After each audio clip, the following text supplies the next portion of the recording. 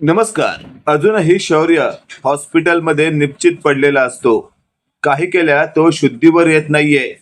त्यामुळे हर्षवर्धन खूपच हवालदिल झालेला असतो. हर्षवर्धन स्वतःशी बोलत असतो, आज माझ्याकडे सगळं काही असूनही मला माझ्या मुलासाठी काहीच करता येत नाहीये. एवढा पैसा असूनही त्याचा काहीच उपयोग नाहीये.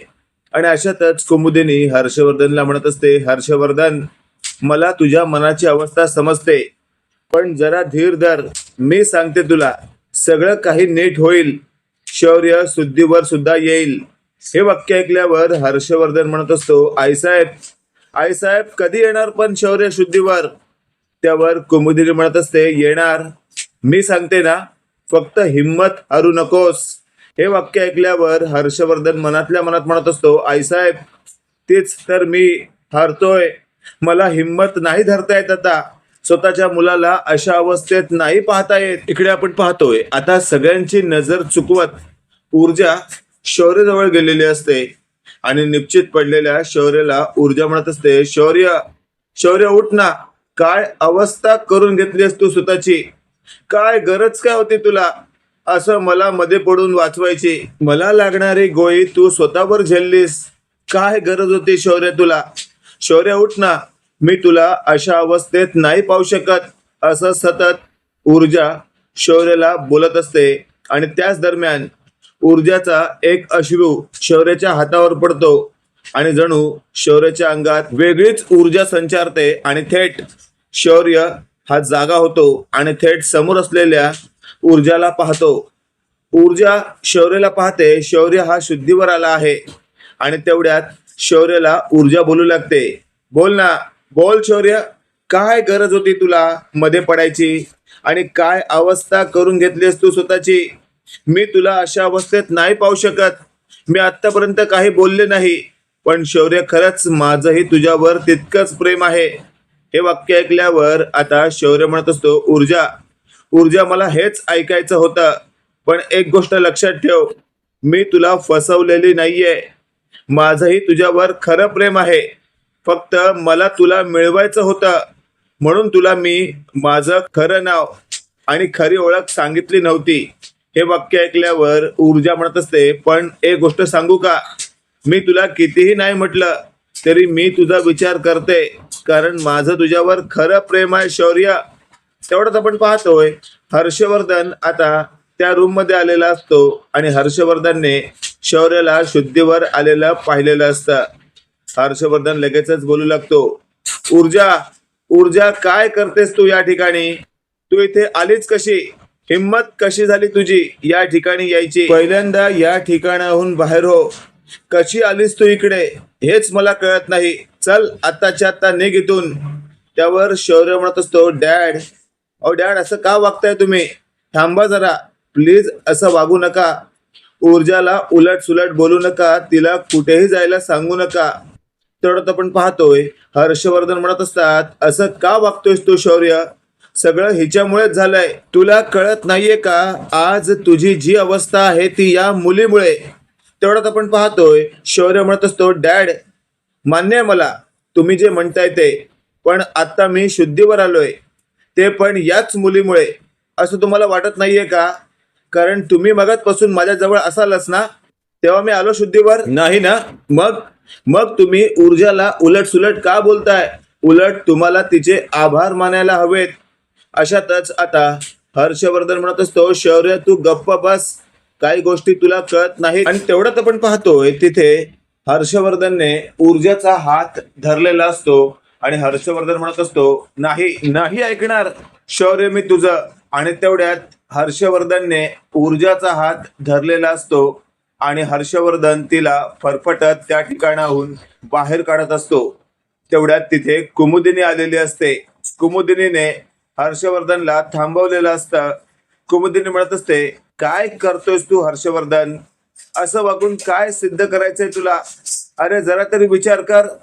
तुझा मुलगा कोमात होता त्यावेळेला तू रात्रभर त्याच्या बाजूला होतास, पण तू त्याला कोमातून बाहेर काढू शकला नाहीस. नाही तुझा पैसा उपयोगी आला. बोल ना, जरा तरी विचार कर. ही मुलगी फक्त शौर्याच्या बाजूला आली, शौर्याशी दोन शब्द बोलली आणि शौर्य शुद्धीवर आला. कळतंय तुला? आणि याच मुलीला तू हाताला धरून फरफटत बाहेर काढतोयस. हर्षवर्धन, जरा तरी विचार कर, असं कसं वागू शकतोस तू? त्याच वेळेला हर्षवर्धन म्हणत असतो, आईसाहेब, आईसाहेब काय म्हणायचंय तुम्हाला? नेमकं तुम्ही काय म्हणताय मला हेच कळत नाहीये. त्यावर कुमुदिनी म्हणत असते, हर्षवर्धन, मला इतकंच म्हणायचंय हर्षवर्धन, ही जी ऊर्जा आहे ना, ही तुझ्या मुलाची ऊर्जा आहे. हे वाक्य ऐकल्यावर हर्षवर्धन म्हणत असतो, आईसाहेब, अहो काय बोलताय तुम्ही हे? त्यावर कुमुदिनी म्हणत असते, तुझ्या मुलाचा एकमेव जीव आहे ती ऊर्जा. इथे आली त्यावेळेला शौर्य शुद्धीवर आलाय, त्यामुळे शौर्याच्या बाबतीत आता तू निर्णय घ्यायचा नाही. त्यावर हर्षवर्धन म्हणत असतो, आईसाहेब, शौर्य माझा मुलगा आहे आणि या ऊर्जाला तर मी माझ्या शौर्याच्या आसपास देखील उभं करणार नाही. आत्ताच्या आत्ता तिला हाताला धरून मी या ठिकाणावरून बाहेर काढणार आहे. तेवढ्यात आपण पाहतोय शौर्य म्हणत असतो, डॅड, डॅड प्लीज असं वागू नका. एक तर आत्तापर्यंत ऊर्जा बरोबर खूप चुकीचं वागलोय मी आणि त्यास कारणीभूत तुम्ही आहात. तुम्ही जर तुमच्या वकिली पेशाशी प्रामाणिक असता तर मला ऊर्जाशी खोटं बोलावं लागलं नसतं, माझं आडनाव लपवावं लागलं नसतं. हे सगळं ऐकल्यावर अनिरुद्ध म्हणजेच हर्षवर्धन बोलत असतो, शौर्य गप्पा बस. आणि अनिरुद्धने ऊर्जाचा हात धरलेला असतो आणि ऊर्जाला फरफटत बाहेर काढण्याचा प्रकार केलेला असतो.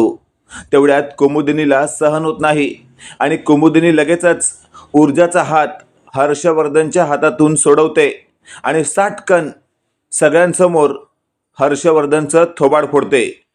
जोरदार कानाखाली कुमुदिनीने हर्षवर्धनच्या वाजवलेली असते. हे सगळं एका क्षणात घडल्यामुळे हर्षवर्धनलाही काही कळलेलं नसतं आणि तो लगेचच बोलू लागतो, आईसाहेब, काय केलं तुम्ही? हे सगळ्यांसमोर माझ्या कानाखाली मारलीत तुम्ही. त्यावर कुमुदिनी म्हणत असते, हो, तुझ्या कानाखाली मारली. नाईलाज होता माझा. किती समजावत होते तुला, पण तुला समजतच नाही.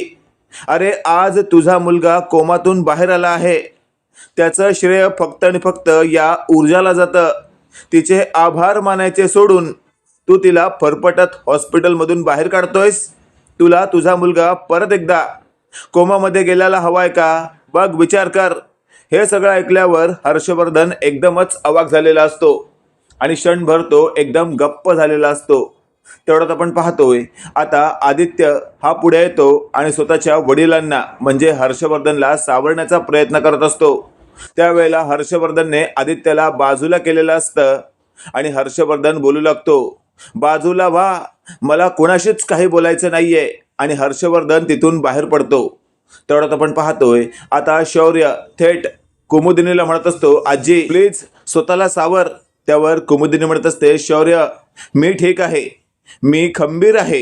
हे वाक्य ऐकल्यावर आता थेट तिथे असलेली विजया म्हणजेच हर्षवर्धनची बायको मनातल्या मनात बोलत असते, आईसाहेब, आज तुम्ही जे काही केलं ना ते योग्य नाही केलं. सगळ्यांसमोर तुम्ही माझ्या नवऱ्याला असं थोबाड फोडायला नको हवं होतं. आणि अशातच आपण पाहतोय ऊर्जा आता कुमुदिनीला म्हणत असते, आजी, आजी, आता मला निघायला हवं. त्यावर कुमुदिनी म्हणत असते, अगं ऊर्जा, असं काय बोलतेस तू?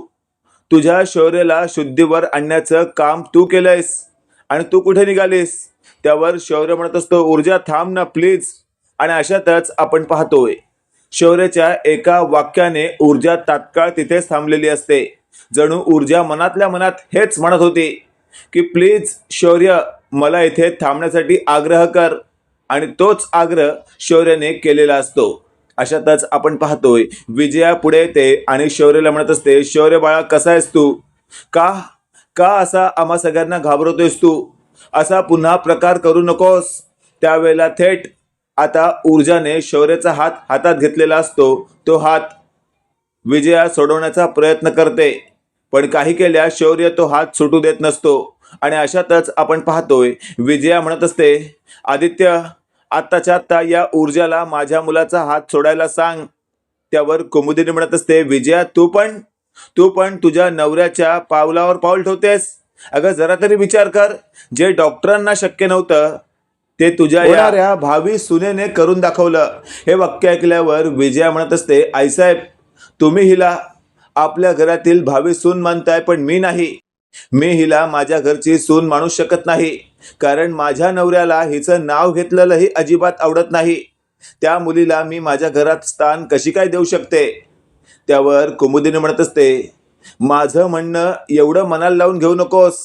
शौर्याचा विचार कर. खरंच शौर्याला हे सगळं आवडलं असेल का, तू आता जे बोललीस ते? त्यावर विजया शौर्याकडे पाहते आणि शौर्य फक्त आणि फक्त ऊर्जाचा हात हातात घेऊन ऊर्जाकडेच पाहत असतो. हे दृश्य पाहून विजयालाही अंदाज आलेला असतो की खरंच आईसाहेब जे काही बोलत आहेत ते अगदी बरोबर आहे. इकडे आपण पाहतोय आता हर्षवर्धन हॉस्पिटलच्या बाहेर जाऊन आपल्या गाडीत बसलेला असतो आणि तो स्वतःशी बोलत असतो, काय चाललंय हे सगळं? माझ्याच घरात माझी किंमत केली जात नाही आणि सगळ्या पब्लिक समोर आईसाहेब माझं थोबाड फोडतात का, तर त्या एका फालतू मुलीसाठी. आणि अशातच आपण पाहतोय तिथे आता आदित्य आलेला असतो. तो म्हणत असतो, डॅड प्लीज गाडीचं दार उघडा, मला आत यायचं आहे. त्यावर हर्षवर्धन म्हणत असतात, नाही, मला एकट्यालाच थांबायचं आहे. शेवटी आदित्याने आग्रह केल्यामुळे हर्षवर्धनने दार उघडलेलं असतं आणि आदित्य हर्षवर्धनची समजूत काढत असतो. पण हर्षवर्धन काही केल्या आदित्यचं ऐकायला तयार नसतो. अशातच आपण पाहतोय हर्षवर्धनने आता शेवटी शिर्केला फोन लावलेला असतो आणि शिर्केला हर्षवर्धन म्हणत असतो, शिर्के एक गोष्ट लक्षात ठेवा, मला या सगळ्या प्रकरणाच्या मुळाशी जायचं आहे. त्यासाठी मला तुमची मदत नाही भेटली तरी मी जाऊ शकतो, पण तुम्ही मदत केलीत तर या प्रकरणाच्या मुळाशी जायला फारसा वेळ लागणार नाही. आणि समजा या प्रकरणात तुमच्या घरातलं कोणी सामील आहे हे जर मला समजलं तर शिर्के आई शपथ सांगतो, तुम्हा सगळ्यांना नेस्तनाबूत करायला मला फारसा वेळ लागणार नाही. त्यावेळेला शिर्के म्हणत असतात, हर्षवर्धन काय भाषा ही तुमची? तुम्हाला आमच्या विरोधात एखादा पुरावा तरी सापडलाय का कोणी संशयित आहे जो तुम्हाला सांगतोय की आम्ही सगळं केलंय? त्यावर हर्षवर्धन म्हणत असतात, आता माझं डोकं फिरलंय, मी काही बोलीन ते ऐकून घ्या. आणि अशातच शिर्के म्हणत असतात, त्याचा असा गैरवापर करून घेऊ नका, मी तुम्हाला मदत करायला तयार आहे. ज्याने कुणी शौर्यावर गोळी झाडली त्याला तर मी सोडणारच नाहीये. असं जेव्हा शिर्के म्हणतात त्यावेळेला हर्षवर्धन म्हणत असतात, त्याला मी सोडणार नाहीये, त्याला त्याची लायकी दाखवूनच देणार. इकडे आपण पाहतोय आता बराच वेळ झालेला असतो. अजूनही ऊर्जा शौर्याबरोबर त्या ठिकाणी असते. आता तिथे अर्पिता आलेली असते आणि अर्पिताने शौर्याला ऊर्जाचा हात हातात घेताना ते दृश्य पाहिलेलं असतं. अर्पिताला हे अजिबातच सहन झालेलं नसतं आणि लगेचच आता अर्पिता समोर येते आणि बोलू लागते, शौर्य शौर्य कसा आहेस तू? आता अचानकपणे आलेल्या अर्पिताला पाहून शौर्य गोंधळतो आणि लगेचच आता तो अर्पिताला म्हणत असतो, मी मी मी मी ठीक आहे. आणि तेवढ्यात शौर्याचा दुसरा हात अर्पिताने हातात घेतलेला असतो आणि एक हात ऊर्जाच्या हातात असतो. शौर्य त्या दोघांकडे पाहत असतो. ऊर्जाने शौर्याचा हात सोडलेला असतो आणि त्याच वेळेला शौर्य ऊर्जाचा हात धरतो आणि म्हणत असतो, नाही ऊर्जा, तू कुठेही जायचं नाही, थांब इथेच. त्यावेळेला अर्पिता म्हणत असते, शौर्य आता मी आली आहे ना, तिची काय गरज आहे? जाऊ दे ना तिला बाहेर, मला तुझ्याशी पर्सनल काहीतरी बोलायचं आहे. हे वाक्य ऐकल्यावर मात्र आता ऊर्जाला कळून चुकतं की नक्कीच या शौर्याचं काहीतरी या पोरीबरोबर आहे. आणि अशातच ऊर्जा म्हणत असते, शौर्य मला आता बाहेर जावंच लागेल. त्यावेळेला शौर्य म्हणत असतो, प्लीज ऊर्जा इथून कुठेही जाऊ नको. हे वाक्य ऐकल्यावर मात्र अर्पिता म्हणत असते, शौर्य असा कसा वागू शकतोस तू? मी तुझी होणारी बायको आहे आणि मला तुझ्याबरोबर थोडी पर्सनल स्पेस हवी असेल तर तू ती देणार नाहीयेस का? हे वाक्य ऐकल्यावर मात्र आता ऊर्जा चांगलीच गोंधळते. ऊर्जा स्वतःशी बोलत असते, म्हणजे शौर्य माझ्यावर प्रेम करतोय आणि ही शौर्यावर प्रेम करते, पण इथे तर प्रेमाचा त्रिकोण होतोय. पुढे जाऊन शौर्य मला साथ देईल की नाही, कारण त्याच्या घरच्यांना तर हीच मुलगी आवडत असेल तर हा शौर्य खरंच घरच्यांच्या विरोधात जाऊन माझा हात तेवढा हिमतीने पकडेल का? असा सगळा विचार आता या ऊर्जाच्या मनात आलेला असतो. त्याच वेळी ऊर्जाने शौर्याचा हात सोडलेला असतो आणि ऊर्जा त्या रूममधून बाहेर पडते. कुमुदिनी लगेचच आता ऊर्जाच्या मागे मागे जात असते आणि ऊर्जा हॉस्पिटलमधूनही बाहेर पडत असताना कुमुदिनीने ऊर्जाला अडवलेलं असतं आणि कुमुदिनी बोलत असताना ऊर्जा म्हणत असते, थांबा आजी, प्लीज मला आता तुम्ही नका थांबवू, मला जाऊ दे. त्यावर कुमुदिनी म्हणत असते, एक गोष्ट लक्षात ठेव, इथे फक्त आणि फक्त तुझी गरज आहे शौर्याला. शौर्य तुझ्यामुळे शुद्धीवर आलाय आणि तूच जर इथून जाणार असशील तर सर्वात जास्त त्रास त्याला होऊ शकतो. त्यावर कुमुदिनीला ऊर्जा म्हणत असते, आजी आता त्याची होणारी बायको जर जवळ असेल तर माझी काय गरज आहे त्याला. त्यावर कुमुदिनी म्हणत असते, कोणी म्हटलं तुला त्याची होणारी बायको जवळ आहे. त्याची होणारी बायको जवळ तर आहे पण ती नाही तर तू. हे वाक्य ऐकल्यावर आता ऊर्जा म्हणत असते, आजी खरंच हे शक्य आहे. त्यावर आजी म्हणत असते, हो शक्य आहे. कारण ज्याला तुझ्याशी लग्न करायचं आहे तो तर तुझाच दिवाना आहे, माझा शौर्य. आणि मी देखील तुझ्या बाजूने सगळं काही सपोर्ट करणार आहे. हे सगळं ऐकल्यावर ऊर्जा म्हणत असते, खरंच खरंच हे सगळं शक्य आहे. त्यावर आजी म्हणत असते, हो, कारण की एक गोष्ट समजून घेण्यासारखी आहे. शौर्याचं तुझ्यावर प्रेम आहे, तुझं त्याच्यावर प्रेम आहे. घरातल्या सगळ्यांना तुमचं नातं मान्य करावंच लागेल. कारण त्या अर्पिताचं शौर्यावर प्रेम आहे पण शौर्याचं अर्पितावर प्रेम नाहीये. हे सगळं ऐकल्यावर आता ऊर्जाला बरं वाटतं आणि ऊर्जा म्हणत असते, आजी ते सगळं जरी बरोबर असेल तरी मला मात्र विचार करायला थोडा वेळ हवा. आणि अशातच आता कुमुदिनी म्हणत असते, हो विचार करायला तुला वेळ देते ना मी, घे तू वेळ. पण लक्षात ठेव, पॉझिटिव्ह विचार कर, कारण इथे तुमचं नातं फुलताना मला दिसतंय. आणि अशातच ऊर्जा हो असं म्हणते आणि ती म्हणत असते, आता मला निघायला हवं, आई घरी माझी वाट पाहत असेल. आणि मग कुमुदिनी म्हणत असते, थांब, मी माझ्या ड्रायव्हरला तुझ्यासोबत पाठवते, कारण तू होणारी माझी भावी सून आहेस. हे वाक्य ऐकल्यावर आता ऊर्जा म्हणत असते, आजी मी आता माझी जाईन, प्लीज आत्तापासून सगळं असं नको. आणि मग ऊर्जा तिथून निघते. इकडे अर्पिता शौर्यशी खूप जवळकी साधण्याचा प्रयत्न करत असते पण शौर्य मात्र अर्पिता आल्यामुळे खूपच डिस्टर्ब असतो. हे आता आतमध्ये आलेल्या विजया आणि कुमुदिनीला कळत असतं. मित्रांनो, इथे तर क्लिअर आहे की येत्या काळामध्ये शौर्य हा अर्पितापासून लांब आणि ऊर्जाच्या जास्त जवळ होणार आहे. पण हे सगळं अर्पिताचं जेव्हा लक्षात येईल त्यावेळेला अर्पिता स्वतःच्या बापाला खूपच टेन्शन देणार आणि मग तिचा बाप पुढे जाऊन हर्षवर्धनला टेन्शन देणार. कारण हा जो बाप आहे तो मंत्री आहे आणि स्वतःच्या मुलीसाठी काहीही करणार, कारण त्याला फक्त स्वतःच्या मुलीचं सुख हवं आहे.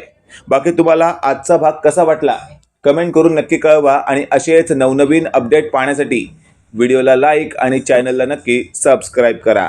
धन्यवाद.